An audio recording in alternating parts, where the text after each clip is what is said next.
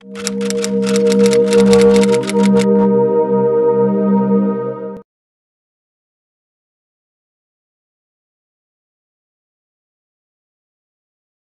si fuera poco, una dicotomía más en nuestras vidas. Si ahora ¿qué somos? ¿Quiénes somos? Al grupo le estaba sucediendo una cosa y al individuo otra. Eran los años de ir evaluando la magnitud de la tragedia en el holocausto personal.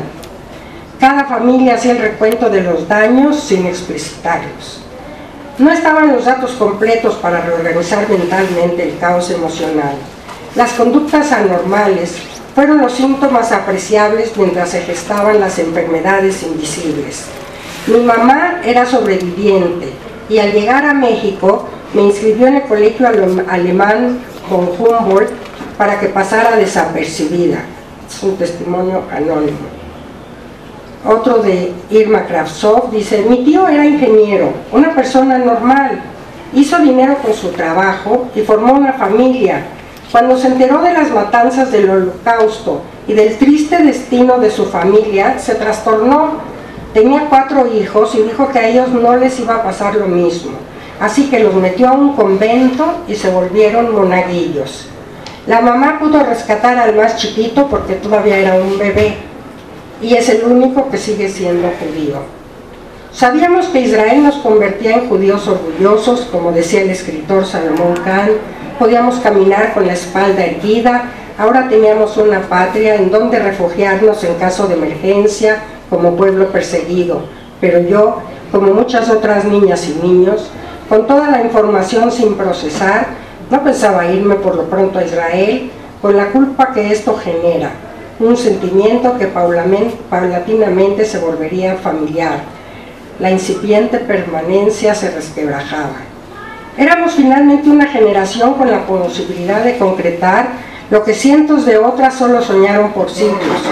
Finalmente veníamos de un no lugar que además perdimos con el Holocausto y tuvimos casi simultáneamente otro que nos salvaba y al que quizá nunca llegaríamos. Mientras tanto, se fueron dilucidando los enigmas personales, se fueron generando sentimientos que el tiempo rescató y los dotó de significados relacionados con el lugar real, la gente real y la vida cotidiana. México era el lugar donde sucedían las cosas.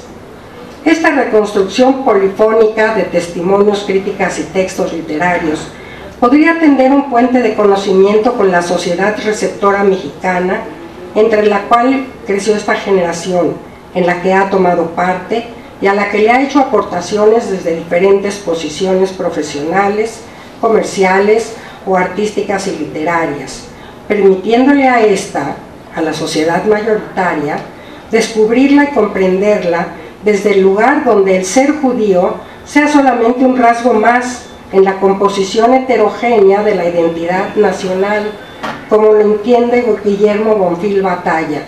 Se trataría de aceptar la diversidad de patrimonios culturales, cada uno legítimo para el grupo. En la aceptación de la diversidad se basa la posibilidad de la solidaridad. Como miembro de la Asociación Yad Vashem México, me permito felicitar a los organizadores de la Escuela Nacional de Antropología e Historia, Marisol, por la iniciativa de este primer coloquio y por involucrar a estudiantes de secundaria, por la mesa que van a tener mañana, y se me hace muy valioso, dándoles una voz para participar. Es a las jóvenes generaciones a las que hay que transmitir el mensaje y la lección que nos dejó este negro capítulo de la historia de la humanidad. Es necesario alertarlos de lo que es capaz de hacer el hombre contra el hombre y educarlos para que no se repita jamás.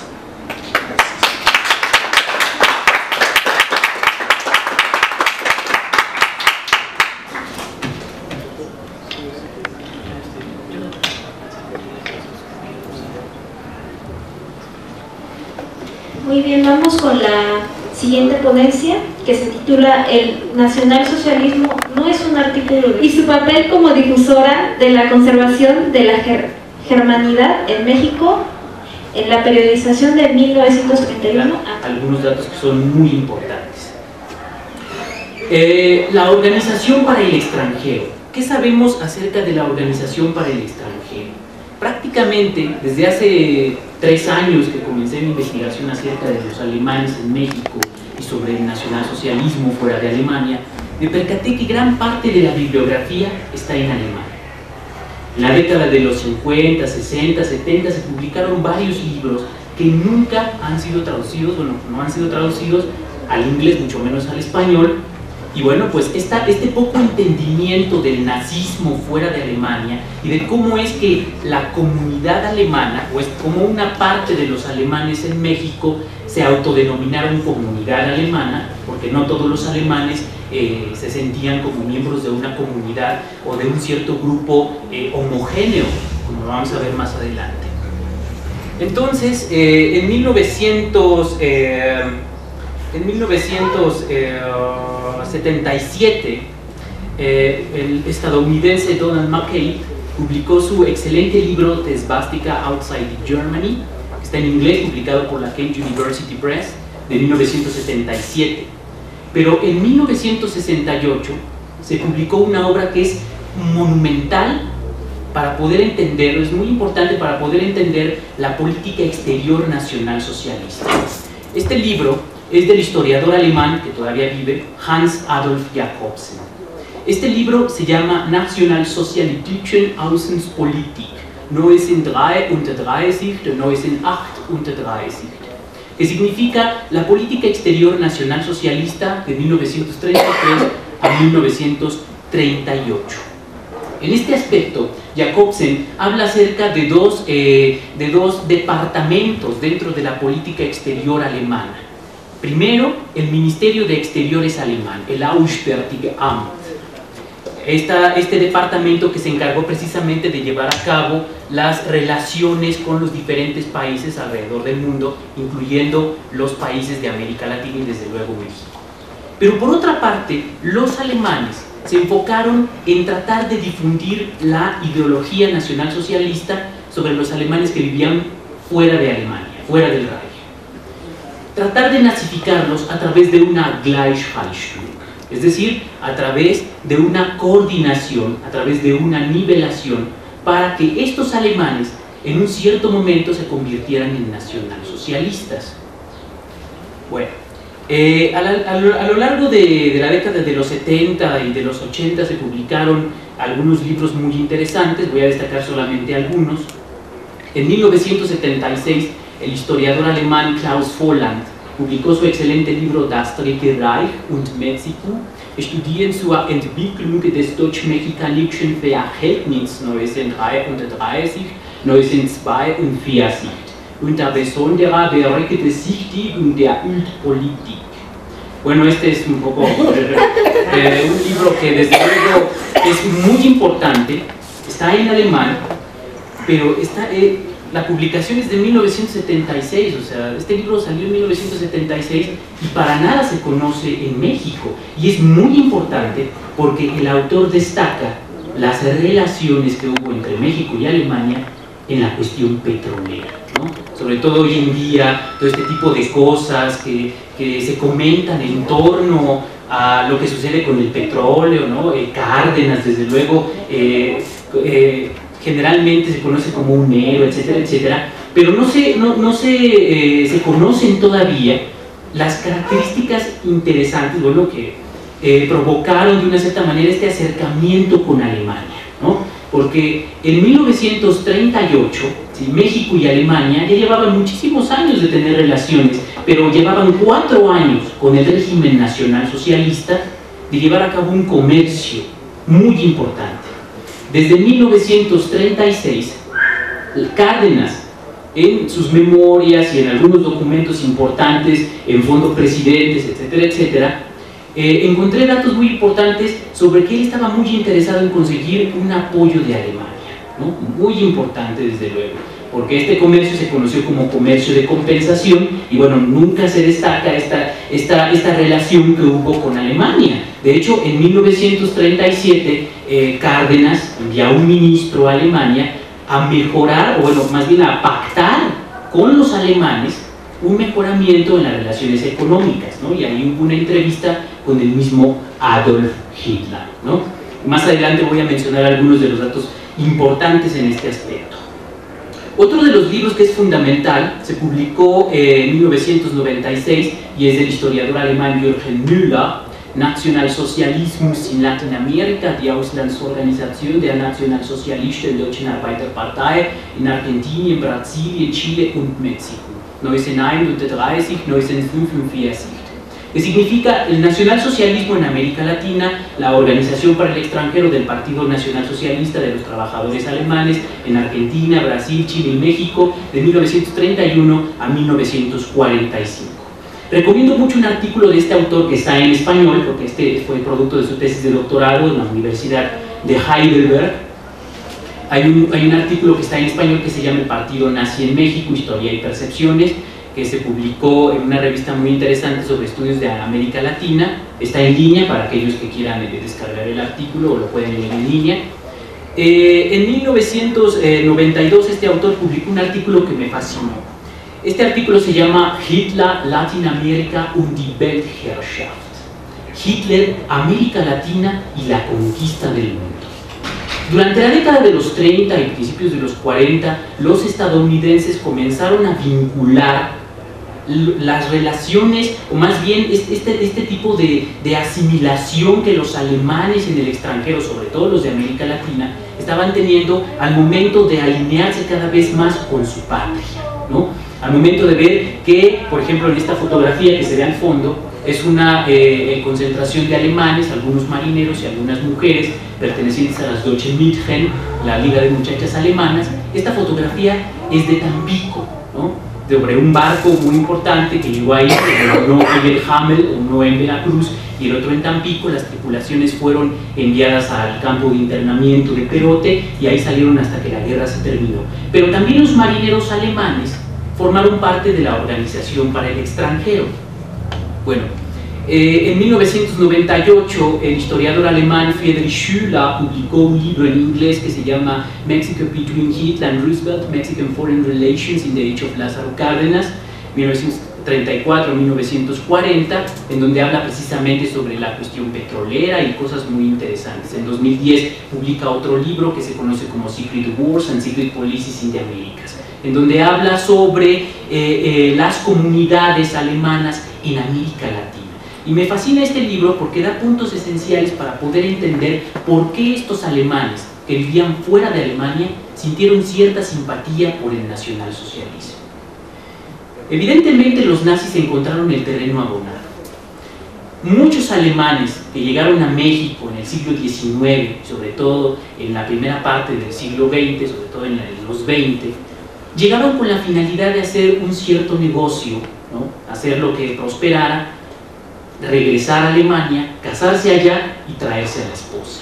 O sea, generalmente no tenemos un indicio, sobre todo en la primera parte del 20, de una mezcla entre alemanes y mexicanos. Ahora, otro de los puntos importantes aquí es la manera en cómo fue educado, cómo fueron educados los alemanes en México. Muchos alemanes eran educados para hacer precisamente eso, alemanes. Estos alemanes eran educados y crecían bajo un ambiente para ser buenos alemanes. Se les inculcaba precisamente el hecho de conservar su germanidad, lo que en alemán se conoce como Deutschtum, que es muy importante. Esta germanidad se hizo presente desde el siglo XIX y en el siglo XX se hizo todavía mucho más fuerte. Generalmente los alemanes comenzaron a fundar instituciones que eran prácticamente una calcomanía como organizaciones en su patria. Por ejemplo, el Club Alemán, el Colegio Alemán, Alexander von Humboldt, precisamente en donde se instruía sobre historia alemana, sobre, bueno, en el Colegio Alemán pueden encontrarse los primeros grupos de los Boy Scouts, ¿no? Que son muy similares estos grupos a las juventudes hitlerianas, ¿no? Las Hitlerjugend. Y bueno, pues generalmente se les enseñó a tratar de alinearse cada vez más con su país, mucho antes de la llegada de Hitler y del advenimiento y desarrollo del nacionalsocialismo en Alemania. Los alemanes tratan de averiguar qué era esta organización, etcétera, etcétera, y tratar de entender qué pretendían los alemanes al momento de llevar estas ideas de conservar lo alemán en el extranjero, ¿no? Y dentro de estas ideas también se encuentran un dato que es muy importante, que puede ayudarnos a entender mejor el nacionalsocialismo y desde luego nos puede ayudar a entender mejor la formación del Estado Nacional Alemán. ¿En qué se basaba el Estado Nacional Alemán para dar la ciudadanía? En ius sanguinis.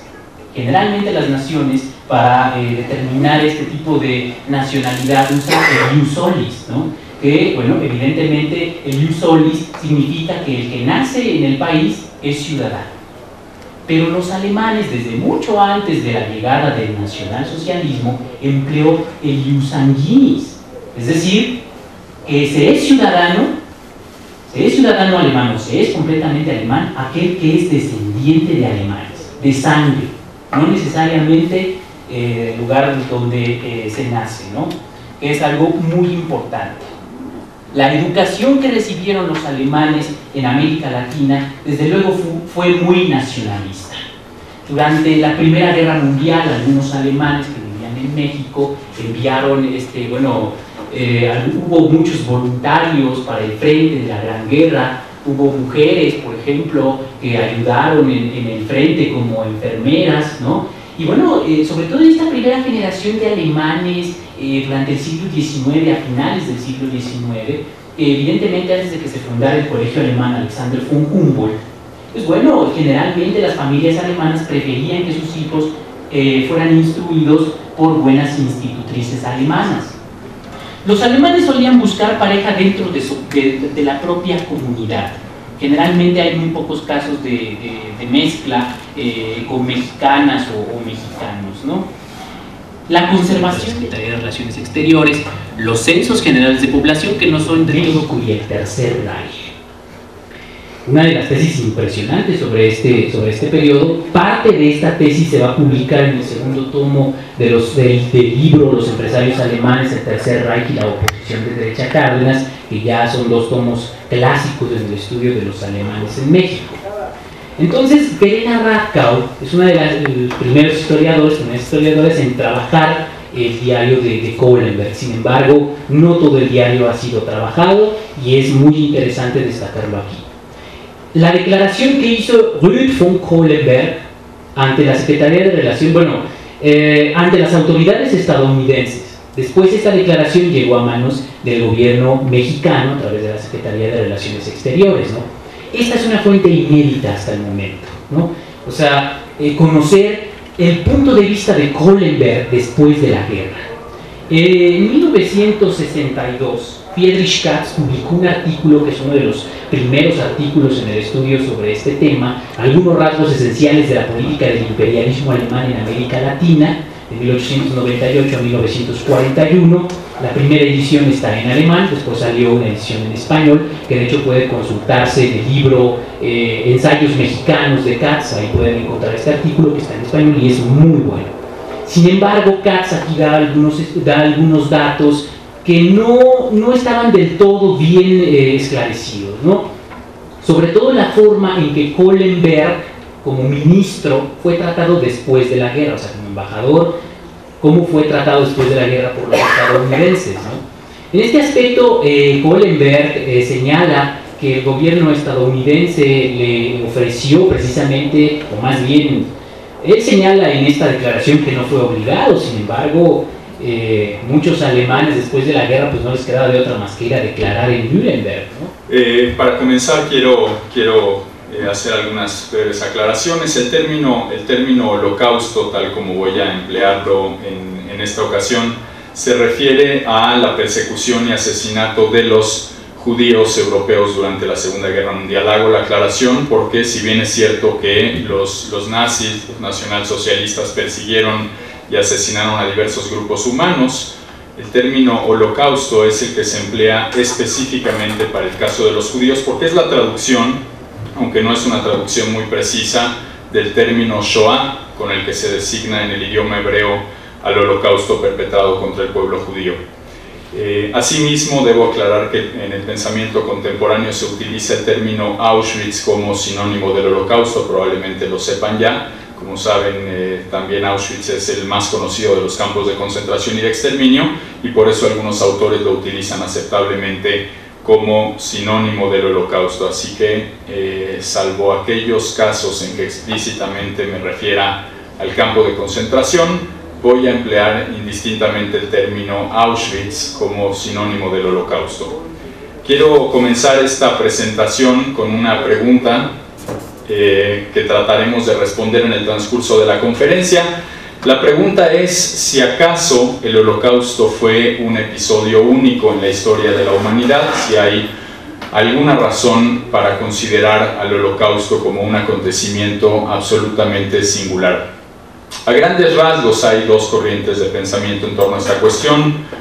Por una parte están aquellos que conciben la historia del Holocausto efectivamente como un hecho único, un evento enteramente excepcional, pero por otra parte hay también aquellos que consideran o que ven en el Holocausto la norma histórica, si acaso el más atroz de una serie de eventos recurrentes en el mundo. Inclusive hay quienes han llegado a concebir el Holocausto como una especie de referencia o de modelo, de ejemplo de diversos temas como el mal radical, la intolerancia, el racismo, la xenofobia, el genocidio, etc.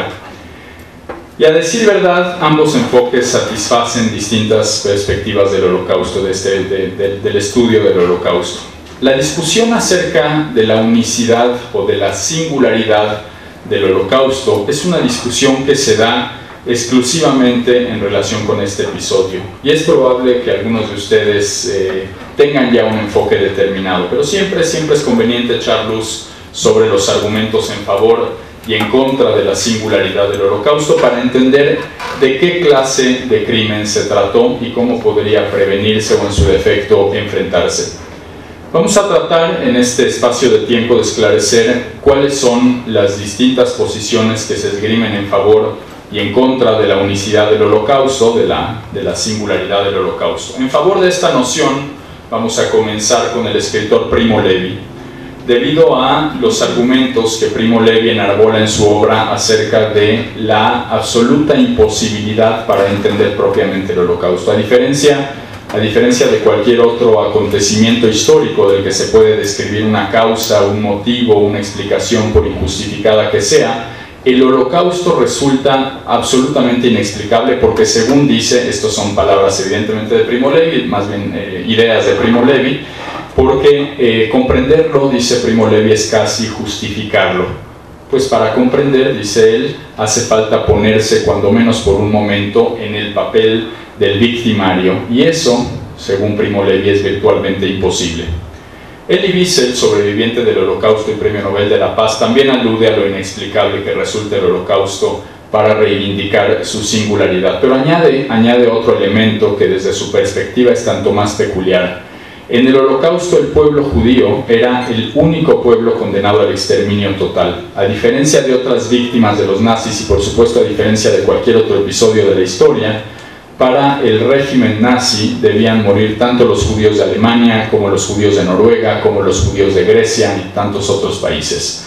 La solución final veía el exterminio de los 11 millones de judíos europeos como el principio de un exterminio total que habría de borrar al pueblo judío de la faz de la tierra. De hecho, a pregunta expresa sobre todas las víctimas del nazismo, Elie Wiesel responde que ciertamente todas las víctimas del nazismo, no todas las víctimas del nazismo, fueron judíos, pero todos los judíos eran víctimas del nazismo. Este es, pues, para Elie Wiesel el argumento fundamental para considerar el Holocausto como un episodio único, el propósito de exterminar del mundo a todo un pueblo. El filósofo francés Vladimir Yankelevich también reivindica la unicidad del Holocausto. Él se enfoca primordialmente en lo indecible que resultan los crímenes de los nazis. Para él, el Holocausto fue bastante más que el asesinato de millones de personas.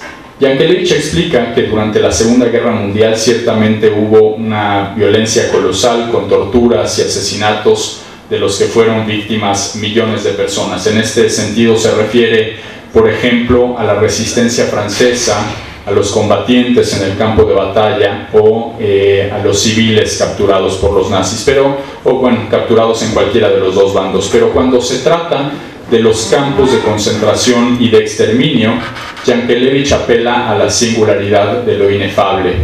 Los campos, dice textualmente Yankelevich, eran una cosa innombrable, inconfesable y aterradora, una cosa de la que se retira el pensamiento y que ninguna palabra humana osa describir.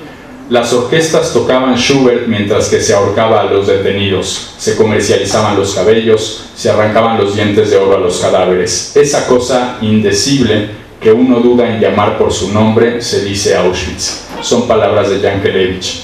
En un ensayo titulado La singularidad del Holocausto, el doctor Reyes Mate, uno de los, parece, más importantes exponentes de la escuela de pensamiento conocida como la filosofía después de Auschwitz, sitúa también a Hannah Arendt entre los pensadores que infieren la unicidad de este episodio. Vale la pena decir que es curioso que la sitúe en digamos, del lado de la unicidad, reivindicando la unicidad, porque el pensamiento de Arendt ha servido para entender también aquellos aspectos del Holocausto que constituyen un riesgo universal latente. Eso lo vamos a explicar un poco más adelante. Vamos ahora a los derechos nacionales y han sido expulsados de sus países. Pero el tercer tipo de crimen, de acuerdo con la clasificación que elabora Hannah Arendt, ese intento por hacer desaparecer del mundo a todo un pueblo, ese crimen sí constituye un elemento absolutamente insólito, que significa, en palabras de la propia Arendt, abro comillas, un crimen contra el estatus del ser humano, contra la esencia misma de la humanidad.